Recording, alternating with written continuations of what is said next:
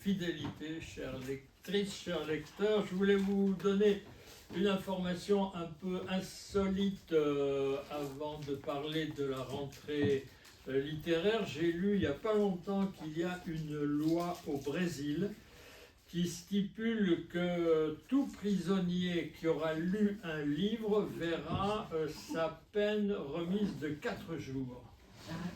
C'est génial.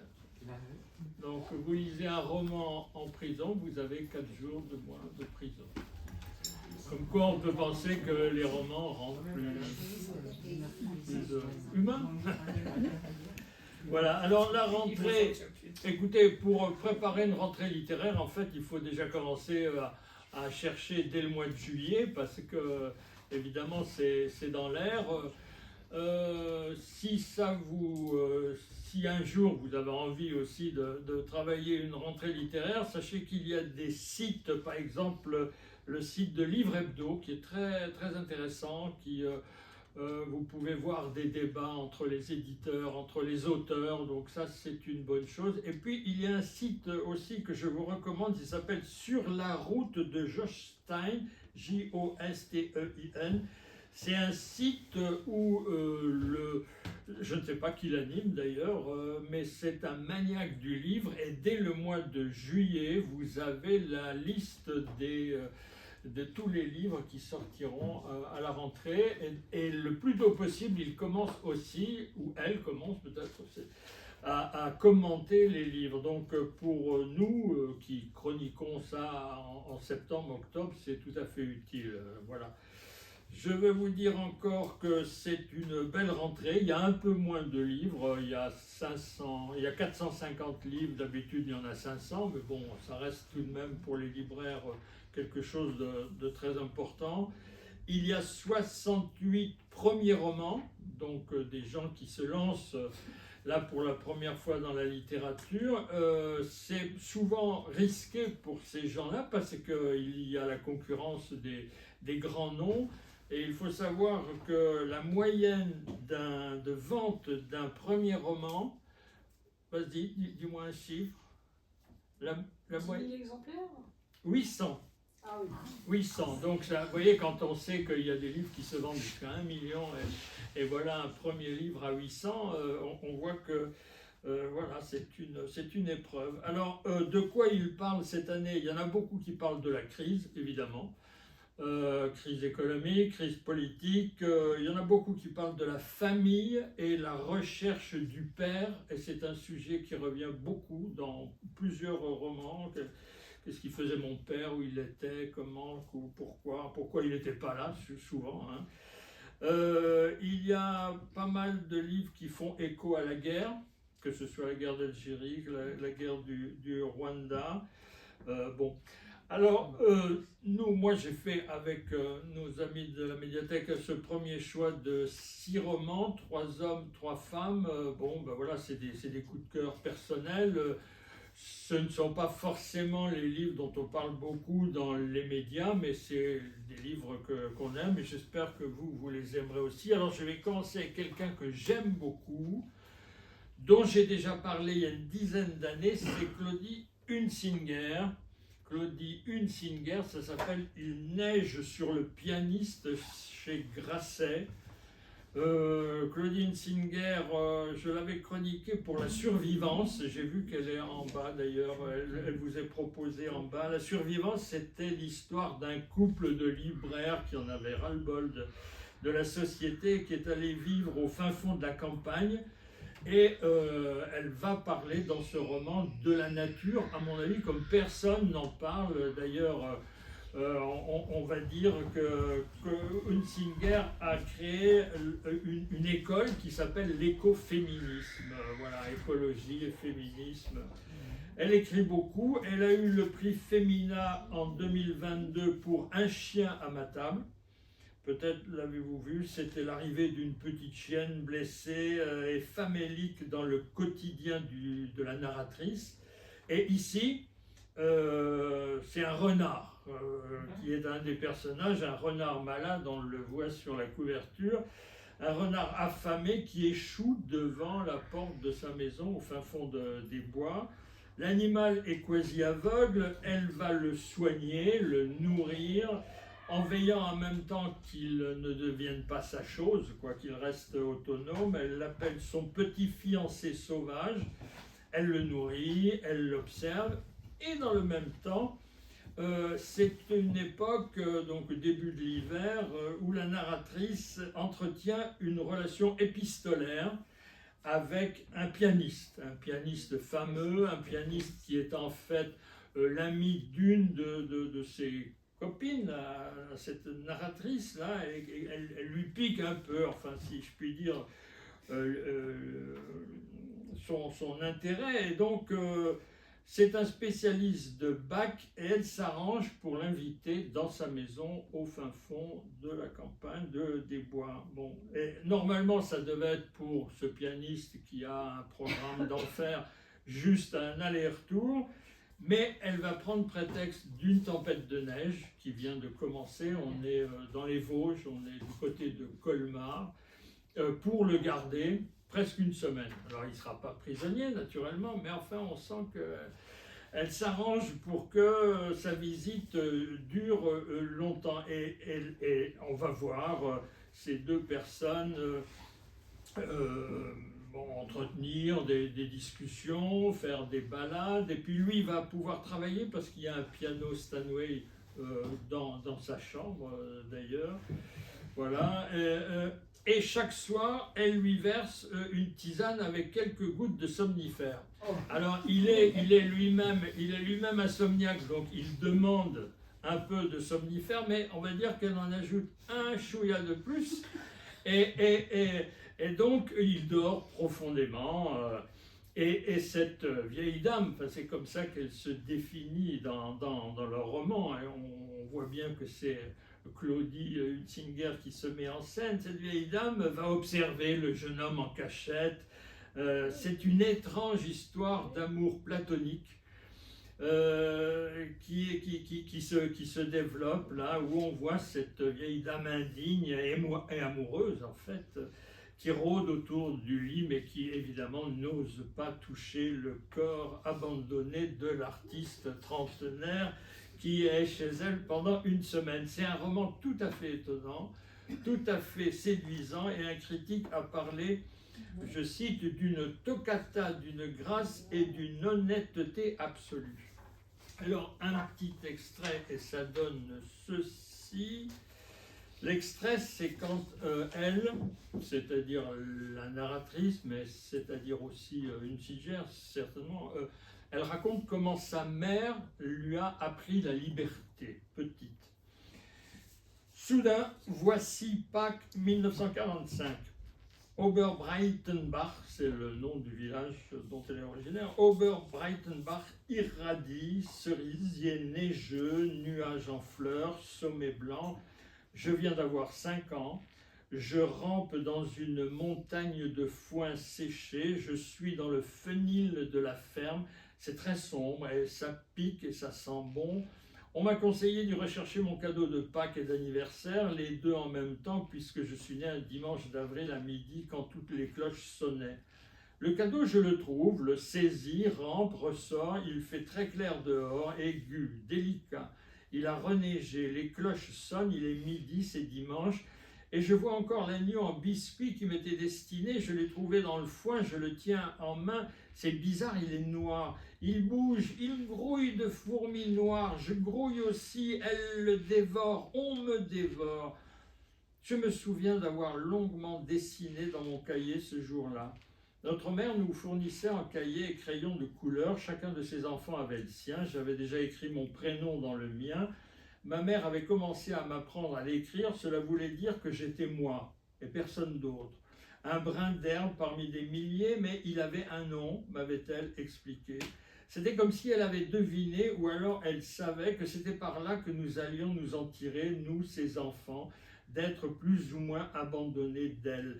Elle avait ainsi remis à chacun de nous les clés de sa minuscule particularité, de son irréductible petit noyau personnel et celle de sa liberté aussi, semblant dire « Je t'ai jeté au monde, mais voici de quoi t'en sortir ». Oui, c'est formidable. Enfin, des formules comme sa minuscule particularité. Voilà. Donc, l'enfant de 5 ans qui commence à comprendre qu'elle peut être libre. Je poursuis avec un autre roman d'Anne Plantagenet, il est là, et qui s'appelle Disparition inquiétante d'une femme de 56 ans au seuil. Anne Plantagenet retrace la destinée réelle, flamboyante, on va dire, et tragique en même temps, de Laetitia Storti. Et le titre du livre, d'ailleurs, est tiré d'une information de presse, on le sent, hein, c'est pas un titre de roman habituel, c'est plutôt un titre qu'on voit dans les faits divers, quoi. L'autrice, donc Plantagenet, a connu Laetitia et elle nous propose un récit documentaire, factuel, de ce qu'elle en a vu, de ce qu'elle a appris d'elle. Dès le début, on sait que Laetitia tentera le suicide et disparaîtra. Laetitia, en fait, est une ouvrière. Elle travaille en 2-8 dans une usine pharmaceutique d'Agen. C'est une femme joyeuse qui aime son travail. Elle porte une ancienne blessure, ceci dit, les moqueries qu'avait dû subir sa mère, qui était immigrée italienne et infirme. Et c'est peut-être là, dans cette histoire-là, que Laetitia puise, on va dire, sa combativité. C'est une élue syndicale, elle est à FO dans cette histoire, elle porte des lunettes très voyantes, elle aime bien avoir beaucoup de fantaisie dans sa tenue. Est-ce que c'est l'image qu'elle veut donner ou est-ce qu'elle est vraiment fantaisiste? Ça, c'est à chaque lecteur, lectrice de le dire.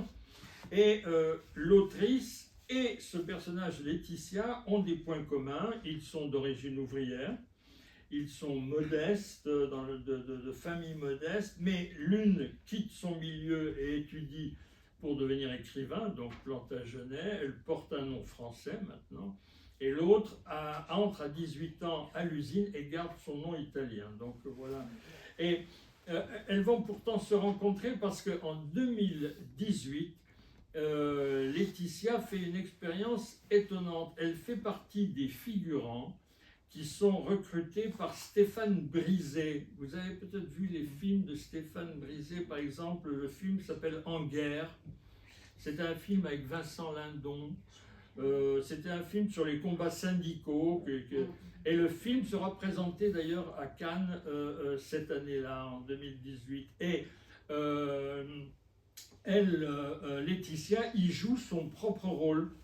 Et l'autrice, amie de Brisé, Plantagenet, amie du réalisateur, va suivre le tournage et donc va la voir à ce moment-là. Les deux femmes restent en lien, mais bon, c'est quand même deux milieux différents. L'intello, écrivain d'un côté, l'ouvrière à jeun de l'autre. Donc les distances vont se prendre petit à petit.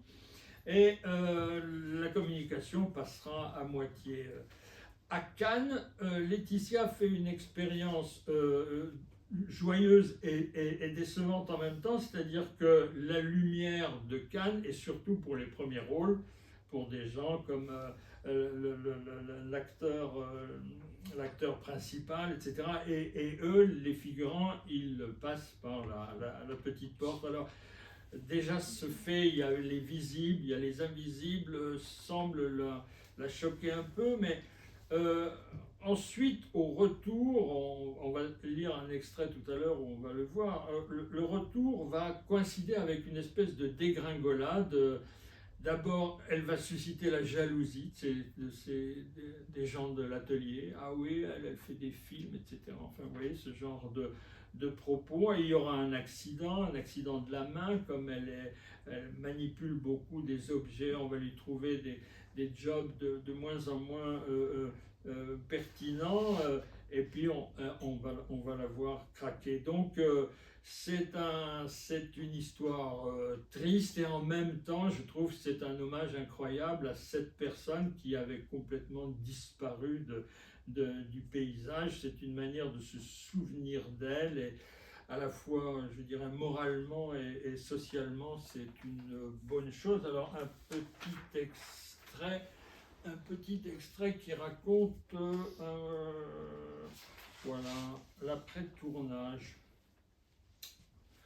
Du tournage, il lui reste des émotions mêlées, extrêmes. Le souvenir du premier comité d'entreprise, en citation, quand on nous annonce que malgré tous les efforts qu'ont fait les salariés, on va tous être licenciés, et là j'ai les poils qui se dressent, je vis le truc complètement. Et la tristesse du dernier jour pour elle, mi-novembre, la scène dans le bus sur l'autoroute. Il y avait 2 bus, on faisait Agen-Bordeaux, Bordeaux-Agen. On s'est arrêté pour changer de tenue, il faisait froid. Quand on finit de tourner, on sort de l'autoroute, les gens remontent dans tel ou tel bus. C'était selon ceux qui continuaient vers Bordeaux, ceux qui rentraient à Agen. Moi, je n'allais pas à Bordeaux, c'était terminé, je rentrais à Agen et je me suis mise à l'écart dans un coin pour fumer une cigarette. Je me sentais mal et tout à coup j'ai éclaté en sanglots, j'ai craqué. Vincent, donc Vincent Lindon, et Stéphane Brisé, Vincent et Stéphane m'ont vu. Ils sont venus vers moi et j'ai dit ça va passer, c'est le dernier jour, les adieux. Ils n'avaient pas beaucoup de temps à cause des horaires, des chauffeurs, ils étaient attendus à Bordeaux. Vincent a dit putain, on se dit au revoir sur une aire d'autoroute. C'était dur pour lui aussi, alors il est monté dans le bus qui repartait à Agen et il a parlé à tout le monde, puis il est revenu vers moi. On s'est tous serrés dans les bras, ça a été un moment terrible. Le lendemain, je reprenais le boulot. L'horreur. J'ai été mal une bonne semaine, je ne m'y étais pas préparé, c'était brutal, je m'en souviendrai toute ma vie. Voilà, donc ça c'est l'étape juste après le film, la production, le tournage du film et avant la dégringolade. Donc voilà, une histoire tout à fait étonnante. Je poursuis avec cette femme qui nous regarde, qui doit être ici, voilà, d'Alain Mabankou. Alors la femme qui nous regarde, c'est Angela Davis. Voilà, donc c'est un livre d'hommage de Mabankou à Angela Davis. Mabankou, c'est un auteur franco-congolais. Il enseigne aux États-Unis. Il a eu le prix Renaudot en 2006 pour Mémoire de porc-épic. J'ai vu que là aussi il est en bas, on peut le récupérer en bas. Et ici il consacre donc un livre à Angela Davis qu'on connaît tous un peu, beaucoup, passionnément, enfin ça dépend. Alors lui il en parle comme de l'illustre militante et il dit aussi c'est l'une des femmes les plus importantes de notre époque. Il lui dit tu, donc c'est une sorte d'interpellation, il dit tu à Angela Davis avec ferveur, il la compare à sa mère qui elle était analphabète, combative, morte trop tôt, dit-il. C'est pour l'auteur l'occasion d'un retour vers son Congo natal. Son oncle, qui était au Congo membre du Parti unique, qui était à l'époque au pouvoir, on est dans les années 70, donc parti marxiste, il avait dans sa bibliothèque Autobiographie, qui était le livre d'Angela Davis, et avec sur la couverture, il y avait le visage. Et donc ce livre, on le voyait bien, et quel que soit l'endroit où on était dans la pièce, on a l'impression qu'Angela Davis vous regardait. Alors, c'était une... Mais qu'est-ce qu'elle a, cette femme qui nous regarde, disait tout le temps la mère de Mabankou. Donc le livre s'ouvre sur la conférence qu'Angela Davis donne en 2014 à l'université américaine, dont elle avait été expulsée quelques années plus tôt parce qu'elle était communiste et parce qu'elle était membre des Black Panthers. Alors Mabankou, qui enseigne aujourd'hui dans cette université américaine, était venu l'écouter et il évoque en l'écoutant aussi son Afrique à lui, le Congo, l'étape des indépendances. Il mêle les deux histoires, c'est très étonnant, c'est-à-dire l'histoire de l'Africain et l'histoire de l'américano-africaine de ces années 70.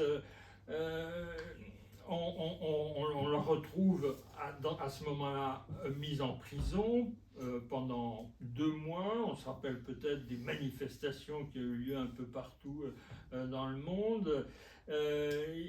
C'est une manière aussi pour lui de parler de l'histoire des Noirs américains.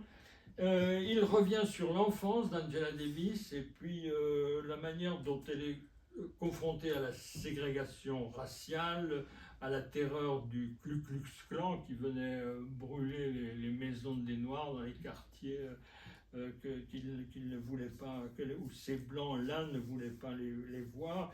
Il raconte donc ses combats, sa période européenne, c'est-à-dire le moment où elle est à l'université de la Sorbonne, elle apprend la philosophie, elle étudie la philosophie. Voilà, donc c'est un livre tout à fait étonnant sur, encore une fois, un personnage magnifique. On retrouve toute l'histoire du Black Power, tous les courants qui l'ont traversé, et puis les engagements actuels d'Angela Davis, c'est-à-dire le féminisme intersectionnel, comme on dit, la lutte pour l'abolition des prisons, la défense des Palestiniens et le mouvement Black Lives Matter. Et il évoque aussi Valérie Pécresse qui a débaptisé un lycée Angela Davis en Seine-Saint-Denis pour le rebaptiser Rosa Parks, ce qui est une décision d'une imbécilité rarement.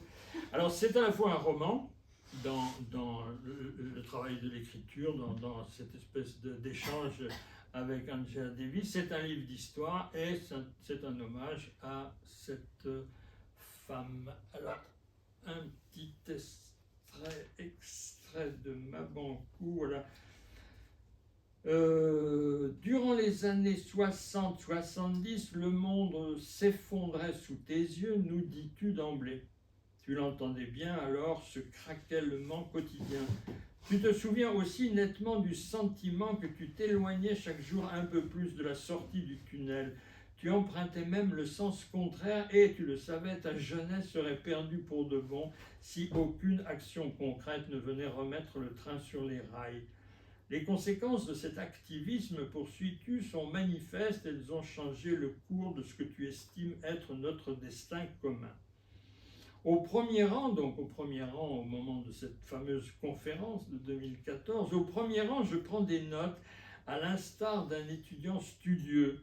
Ce sont ces mêmes notes que je veux transcrire ici. Quand je les relis, je vois des ratures, des citations, des noms, des dessins minuscules en marge de chaque page, lesquels trahissent les moments où mes pensées s'envolent de la classe pour atterrir dans mon pays natal, le Congo. Je veux te confier que ces va-et-vient sont causés par l'intensité de tes récits, par l'émotion immédiate qui m'a saisi dès tes premiers mots et par la résonance des faits que tu décryptes avec ma propre expérience, avec l'histoire de mon pays, voire avec le continent noir. Voilà, très bel ouvrage, Mabangou, Angela Davis, rentrée 2024. Je bois un coup et je continue avec un livre que j'ai choisi pour une raison très particulière, ça s'appelle L'île d'en haut. Je l'ai choisi parce que c'est une sorte d'hommage, d'hommage, disons-le. Bon, voilà que je ne trouve plus mes mots, vous m'en voudrez pas. Un hommage au mot sanatorium. Sanatorium. Pour moi, sanatorium, d'abord, c'est un mot qui a disparu, quasiment disparu. C'est un mot qui évoque une période très particulière, notamment pour moi les années 50, 60. J'avais autour de moi des gens qui partaient en sanatorium. Il y avait toute une espèce de tragédie autour de ce mot, et puis c'était lié évidemment à la tuberculose, etc. etc. Et là, voici un auteur relativement jeune qui décide d'écrire un roman qui est en quelque sorte à la gloire passée de ce drôle d'établissement. Donc voilà, j'ai tenu à le lire et j'ai tenu à en faire part. Donc on est en 1948. Le personnage principal s'appelle Marcel, il a 15 ans. C'est un jeune garçon tout à fait aimable qui vit à Lyon, qui est élevé par sa mère, laquelle vit seule. C'est important parce qu'elle va devoir assurer le financement de son déplacement. Elle vit seule, elle est prof, mais elle gère. Et le garçon, qui n'est pas particulièrement malheureux dans son lieu, dans sa famille, dans son école, voilà qu'il contracte la tuberculose. Et il doit partir en Sana. Mais ce sont des endroits qui font peur, évidemment. Ces mots font peur. C'est un endroit où elle a du mal à trouver une place à ce moment-là. Et finalement, elle le trouve au sanatorium de Hesse. Il n'est jamais précisé, mais on voit que c'est au plateau d'Assy, juste en face du Mont Blanc, là où il y avait toute une série c'est un sanatorium cher, c'est un sanatorium chic, c'est un sanatorium d'adultes. Lui, il a 15 ans. Donc, il va se retrouver, on le voit arriver avec une nacelle, dans une nacelle ce jour-là, parce qu'il y a eu un éboulement, la route est impraticable. Donc, voilà, il y a aussi ce caractère de drame dans cette arrivée. Il se retrouve seul dans sa chambre et il se retrouve avec une difficulté pour avoir une compagnie parce qu'il a 15 ans, tous les autres sont des adultes. Donc on va le voir tout de même, ses rapports avec l'infirmière qui s'appelle Gabrielle, ses rapports avec Valentine, plus âgée que lui, une trentenaire, qui est une artiste qui rénove un bâtiment proche, et un certain Scala, personnage tout à fait étonnant, en fait une sorte de... il n'est pas malade, c'est un sculpteur de cire, un sculpteur d'objets en cire qui s'est installé là depuis des années, qui va jouer un grand rôle dans son histoire. Voilà. Donc, roman assez bouleversant, et puis on est 1948, mais il va y avoir deux autres temporalités, comme on dit, c'est-à-dire il va y avoir quelques chapitres qui se passent en 1970.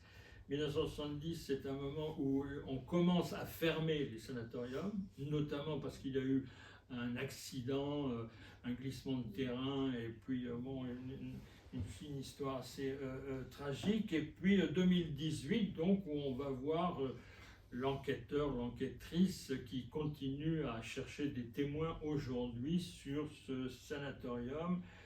Voilà, donc 48, 70, 2018.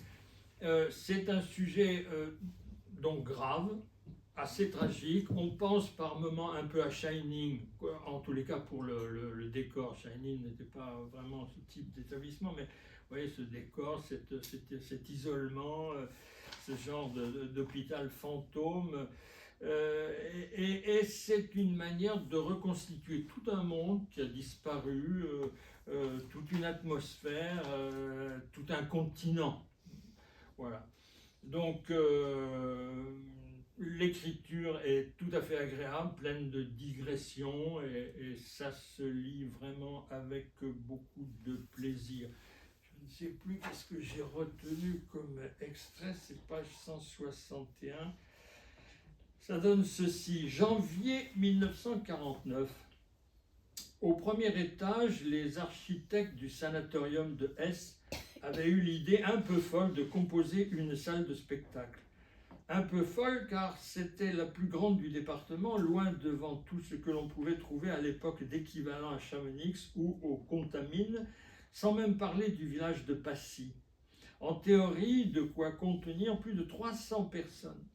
Théorique, le sanatorium de Hesse n'a jamais accueilli plus de 250 patients. Il y avait donc là une capacité supérieure à la population locale, privilège du très grand, apparat suprême sans doute. Sur un espace réduit entre les contreforts montagneux, il fallait de l'aplomb pour cultiver de quoi faire pousser en abondance et en trop-plein. Cette salle élancée épousait la longueur du bâtiment, soutenue par de grandes arcades façon marbre et des carreaux de ciment travaillés façon baroque et pompeux, éclairage en arabesque aux teintes vertes et dorées. D'un côté, des portes recouvertes de pourpre et percées d'une ouverture ronde à hauteur d'homme, comme on en trouve dans les théâtres parisiens. De l'autre, des fenêtres immenses, toujours de même logique, plein phare sur le grand bleu, quand bleu il y a. Si bien que des rideaux rouges ne tombaient pas seulement devant la scène, mais aussi de part et d'autre de ces saignées lumineuses pour garantir une obscurité suffisante le temps venu. Pour des projections de cinéma, ce qui arrivait parfois, la bataille du rail fit sensation de manière très exceptionnelle. Pour des pièces de théâtre, du Cocteau, du Genet, du Pointu, du Shakespeare aussi, à condition de trouver des troupes prêtes à monter et à se mêler aux contagieux. Vivre grand train jusque dans les délices du soir où chacun s'habillait avec l'élégance de circonstance. Voilà. Et pour moi, c'était aussi l'occasion de redécouvrir que ces gens étaient contagieux, évidemment, et qu'ils étaient contagieux, et qu'on considérait qu'ils étaient encore contagieux après leur passage au sanatorium. Enfin, c'était jamais... je pense qu'on était prudent quand on était passé à un sanatorium pour conserver ses amis et ne pas trop... Voilà, c'est un monde très proche. On est là dans les années 40, 50, mais en même temps complètement... enfin presque complètement oublié. Je poursuis avec Trash Vortex de Mathieu Larnaudy, quelque chose de sérieux, là, de 430 pages. C'est, on va dire, dans la catégorie, à mettre dans la catégorie grand roman d'aventure. Voilà, on va dire ça. C'est un grand roman d'aventure dans le monde des ultra riches. Voilà. Quand il le résume sur le site de l'éditeur, l'auteur dit, je cite, « Ce livre raconte comment les puissants de ce monde vivent l'hypothèse de l'apocalypse qui vient, comment la crise climatico-économique est vécue par ce type de personnalité. » Entre parenthèses, il y a plusieurs romans sur le thème de la crise climatique, écologique dans cette rentrée. C'est un thème à la mode, si j'ose dire. Alors pourquoi Trash Vortex? Bon, c'est une expression assez barbare, mais que vous connaissez peut-être, que vous avez peut-être déjà entendu. Ce sont ces tourbillons dans les océans où les courants acheminent les détritus venus de partout, et en particulier le plastique. Voilà. Donc c'est une manière, on va dire, de métaphore de la mondialisation, de l'état actuel de la mondialisation. Donc il y a cette réalité qu'on va suivre tout au long de ce récit, et puis on va retrouver aussi une série de personnages, oui, très intéressants, peut-être pas attachants, mais intéressants, et dont une multimilliardaire, une femme vieillissante qui est sur le point de partir. C'est l'héritière d'un grand groupe industriel, et elle s'appelle Eugénie Vallier. Et au moment de léguer son bien, c'est-à-dire l'empire, le groupe, la fortune, à son fils, elle refuse de procéder à cet héritage. Elle va liquider tout le groupe, morceau par morceau, et injecter tout l'argent dans une fondation. Bon, vous verrez quel est l'objectif de la fondation si vous lisez ce livre. Donc, c'est un roman sur l'argent, c'est un roman sur le capitalisme tel qu'il se développe aujourd'hui en 2024, c'est un roman sur l'écologie mondiale, sur l'état de... C'est un roman sur le pouvoir, il y a de très très belles pages, et puis des références. On le sent avec des personnages évidemment plus ou moins cachés, dont le nom est plus ou moins caché, mais des grands personnages de notre comédie humaine, que ce soit des personnages américains, des personnages français, un certain président français également traverse cette histoire. Voilà, c'est construit en 5 parties avec des chapitres courts. Ça se lit facilement, même s'il y a parfois des phrases longues. Il adore les phrases longues, il adore développer des phrases parfois d'1 page, de 2 pages. Mais on s'y retrouve. Je ne veux pas décourager les lecteurs. L'Arnaudy est né en 77. Il a créé une revue, je ne sais pas si vous l'avez, qui s'appelle Inculte. Et il travaille au Seuil. Je vais lire un petit extrait où la multimilliardaire se rappelle un moment de son enfance.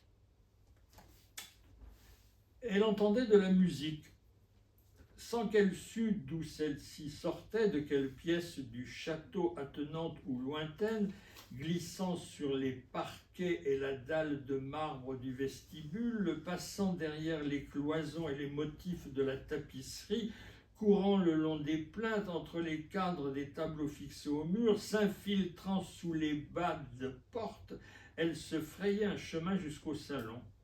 Quelque part, un orchestre jouait un air de musique de chambre, un air qui lui disait quelque chose.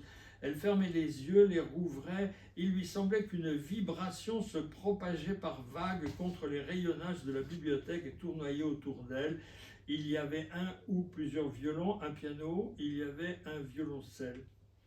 Elle ne comprenait pas comment cet air lui parvenait, de quels instruments qu'il le jouerait, caché derrière une porte ou un paravent, de quelle source sonore, quel appareil quelconque où l'on aurait placé un disque et sélectionné tout spécialement un morceau du répertoire qui pût la ramener au temps où, dans son enfance, à la maison, pour elle et certaines de ses petites camarades d'école triées sur le volet, celle avec qui elle s'entendait le mieux et à qui l'on avait envoyé des cartons d'invitation sur lesquels le génie s'était appliqué à écrire leur prénom, on faisait donner des concerts que des instrumentistes enrôlés grâce à l'entregent de son père, recommandé par ses relations mélomanes, venaient interpréter dans l'intimité du salon pour cette poignée de petites filles assises sur leurs chaises, apprêtées, vêtues des jolies robes qu'elles avaient eu le droit de mettre pour l'occasion. Madame se souvenait du soin qu'elle prenait à choisir l'habit qu'elle porterait pour son goûter musical et de sa robe préférée d'un blanc ivoire avec des broderies pailletées, le comble du chic pour elle à cet âge où les gamines de l'époque aimaient les tulles et les dentelles, les tissus flottants aux couleurs acidulées, les robes roses de princesse à volants. Voilà. Et on nous explique que c'est une manière aussi de s'intégrer dans le monde des riches, d'avoir ce type de procédé, etc., etc. Et puis maintenant, eh bien, c'est déjà le dernier, ça s'appelle Le sentiment des crépuscules de Clémence Boulouc chez Lafon. J'ai beaucoup aimé ce livre. On va dire qu'on est à Londres, on est en 1938. C'est l'histoire d'une rencontre qui a effectivement eu lieu. En même temps, cette romancière, comme tous les romanciers, sont extrêmement culottés et imaginent ce qui se serait passé pendant cette rencontre. Donc, on va dire que c'est du domaine du probable, du possible, mais qu'en même temps, voilà, elle n'était pas là, quoi. C'est aussi ça le mystère et le charme de la littérature. Donc on est à Londres en été 38 et l'écrivain Stefan Zweig, moi je dis Zweig, Stefan Zweig, et le peintre Salvador Dali rendent visite à Sigmund Freud, excusez du peu, qui vient juste d'arriver en Angleterre, échappé de justesse aux griffes nazies grâce à la corruption de certains cadres hitlériens. Et Zweig et Dali sont accueillis par Anne Freud qui veille sur son père. proche de la psychanalyse, Zweig a organisé cette rencontre. Il cède à l'insistance de Dali, le plus jeune du groupe, qui lui idolâtre Freud et la psychanalyse, et auquel il souhaite montrer son tableau qui s'intitule La métamorphose de Narcisse. Quant à Zweig, il est en plein doute à ce moment-là, et d'abord, il vient lui aussi de fuir l'Autriche, il a délaissé son épouse, il s'interroge au cours de cette brève rencontre sur sa propre existence, donc c'est aussi un élément qui vient beaucoup dans le roman. Zweig et Freud communient dans le souvenir du monde d'hier, alors que Dali, poussé par l'implacable Gala, vous savez, la compagne de Dali, Gala, sa femme, donc lui, il est extrêmement actif, enfin, il se montre plein de vie. En même temps, c'est aussi pour cacher certaines failles qui lui sont propres. Alors, de quoi on parle?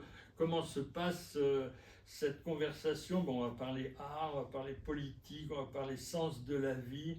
Et on assiste à un étrange après-midi à Londres qui symbolise très bien la fin d'une époque. Parce qu'on est là juste avant le basculement, 39, la guerre, etc., etc.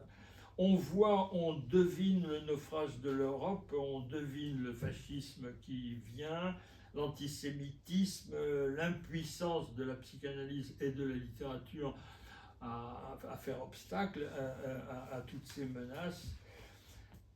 Voilà, donc c'est un moment complètement étonnant. La langue de Boulouk est très, très belle, aide beaucoup à faire fonctionner cet échange, ces derniers moments d'un monde qui est en train de partir. Voilà. Alors Boulouk est prof aux États-Unis, elle est prof à New York, elle a déjà publié Mort d'un silence en 2003 et Un instant de grâce. L'un des deux est aussi est également en bas. Alors je signale pour ceux qui aimeraient Stefan Zweig ou Zweig que il y a un autre livre de cette rentrée littéraire qui parle aussi de lui. C'est un livre de Sébastien Lapac qui s'appelle Échecs et maths au paradis. Et là, on est en 1942, donc 4 ans plus tard. Zweig est au Brésil et il rencontre Bernanos. Bon, où est-ce qu'il est? Il est là. Alors, un petit extrait, s'il vous plaît. Le groupe parvient à l'encadrure de la porte d'un petit salon où Freud émerge pour les saluer. Le souffle suspendu, Dali attend un signe d'Anna avant de se diriger vers le vieil homme qui s'appuie au dos de son fauteuil. Puis il fend l'espace et il lui serre la main en inclinant la tête. Un honneur, monsieur le professeur. Enchanté, monsieur Dali, j'ai beaucoup entendu parler de vous, le salue Freud en français. Dali lève le regard vers Zweig qui ne lui prête aucune attention, l'esprit perdu vers l'homme dont la barbe blanche dissimule une bouche d'ombre. Il l'attendait autant qu'il redoutait cette visite. Freud était Vienne, Freud était la Bergasse et les volutes de fumée dans son appartement avec ses brocarts de camp ottoman. Ici, le salon est presque chauve, l'accent autrichien du professeur sonne grêle dans son français lent et soigné, et la maladie qui lui ford le palais en accentue la nasalité.